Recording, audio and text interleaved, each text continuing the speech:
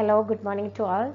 In the earlier class, we have learned about what is memory, what are the basic concepts related to memory, information processing model of memory, etc. Now the topic is long-term memory.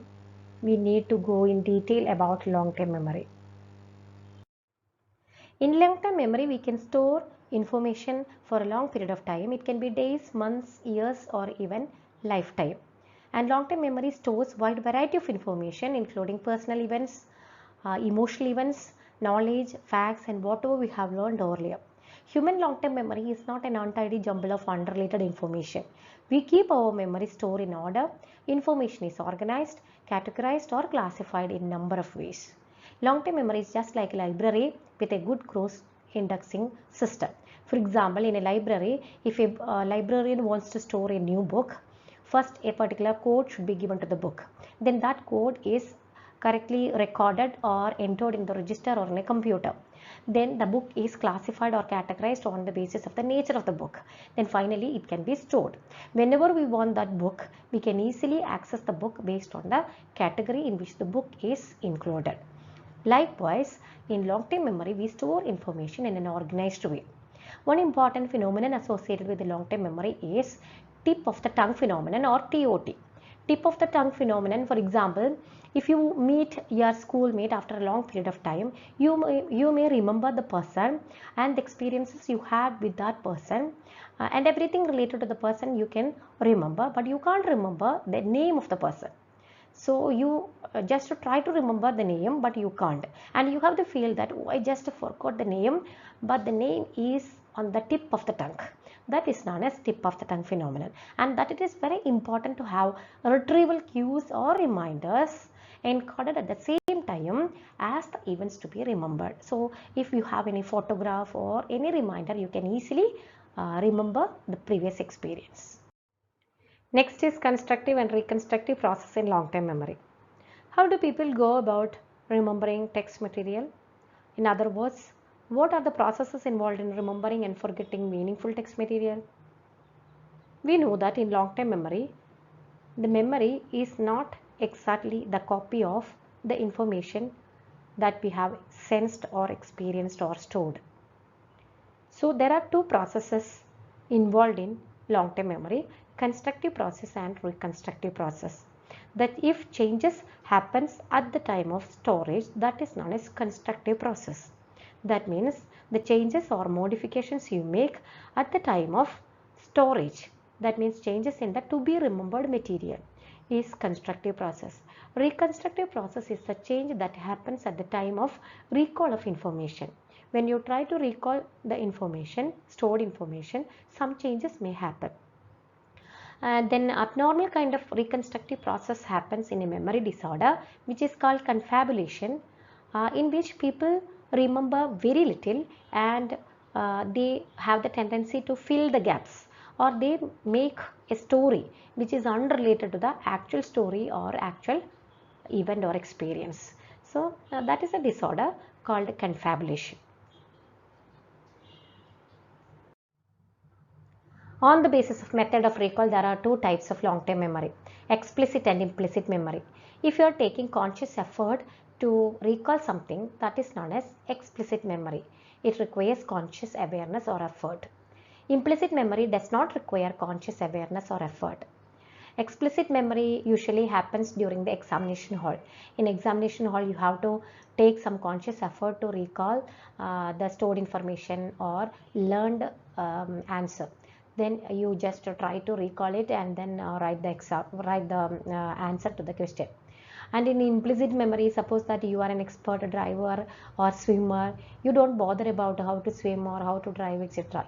It's an automatic activity, you just do it. Okay, you need not take any conscious effort to recall it. That is implicit memory. There are two types of explicit memory, semantic memory and episodic memory. Semantic memory means the memory of facts, knowledges, and rules for using the grammar in language and whatever we have learned earlier. Then episodic memory is the personal events or personally experienced events, emotionally loaded events, reminiscences of an individual, etc. Then implicit memory means the procedural memory and priming. Procedural memory is the memory of how to do things, or memory of skills, or memory of the procedures. It may be motor or cognitive. Then the second is priming. Priming means enhanced identification of objects or events. Priming helps us to save our energy, time and effort. If you see something, you can easily understand or recognize what the object is if you have seen it earlier or stored in our memory. So the recall doesn't require any conscious awareness or effort. This is in the case of implicit memory, but in the case of explicit memory we require conscious awareness or effort to recall it. There are different methods to measure explicit memory: recall, recognition and relearning. Recall memory test is a measure of explicit memory that involves bringing from memory information that has previously been remembered. We rely on our recall memory when we take an essay test because the test requires us to generate previously remembered information. Recall, such as required an essay test, involves two steps. First, generating an answer and then determining whether it seems to be the correct one. So in the method of recall, we just recall the desired information or stored information. Next is recognition memory test. It is also a measure of explicit memory, and that involves determining whether information has been seen or learned before. And example is multiple choice test.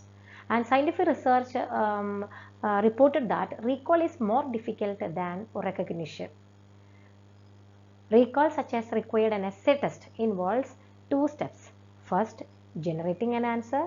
Second, determining whether it seems to be correct. Recognition as a multiple choice test only involves determining which item from a list seems most correct. Okay, although they involve different processes, recall and recognition memory measures tend to be correlated. Students who do better on a multiple choice exam will also do better on an essay exam. Scientific researchers reported that. Relearning is the third measure of memory, especially explicit memory, and it assesses how much more quickly information is processed or learned when it is studied again after it has already been learned but then forgotten. If you have taken some English course in the past, for instance, you might have forgotten most of the vocabulary you learned. But if you were to work on your English class again, you would learn the vocabulary much faster the second time around. Relearning can be more sensitive measure of memory than the recall and the recognition tests. It allows assessing memory in terms of how much or how quickly or how fast, rather than simply correct versus incorrect responses. Relearning also allows us to measure memory for procedures like driving a car or playing a piano, as well as memory for facts and figures. Implicit memory is also a type of long-term memory, and it doesn't require any conscious awareness or effort. It refers to the influence of experience on behavior even if the individual is not aware of those influences. And there are two types of implicit memory: procedural memory and priming. Procedural memory refers to our often unexplainable knowledge of how to do things. It is the memory of procedures. When we walk from one place to another, when we speak to another person in a particular language, when we dial a cell phone, when we are playing a video game, we all are using procedural memory. And we can't explain how to do things to another individual, but by doing it you can explain it. And there is no way to tell someone how to ride a bicycle. A person has to learn it by doing it. Then the second is priming. It is a change in behavior as a result of experiences that have happened frequently or recently. Priming refers both to the activation of knowledge. For example, we can prime the concept of kindness by presenting people with words related to kindness, and to the influence of that activation on behavior. For example, people who are primed with the concept of kindness may act more kindly. That means the influence of experience on our behavior, that is priming. These two are the important types of implicit memory. We can measure priming by using word fragment test. This is a test in which the person is asked to fill in missing letters to make meaningful word.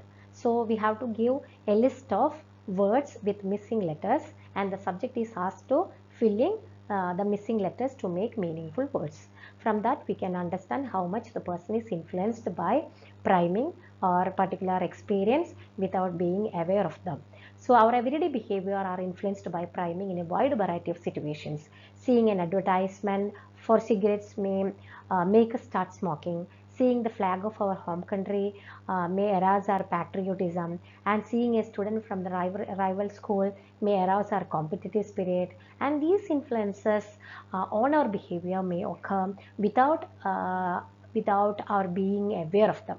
That is the specialty of priming. We are influenced by such experiences or such events, but we are not aware of that influence. It's the time to wind up the class. Thank you for listening to me. Be safe and stay at home.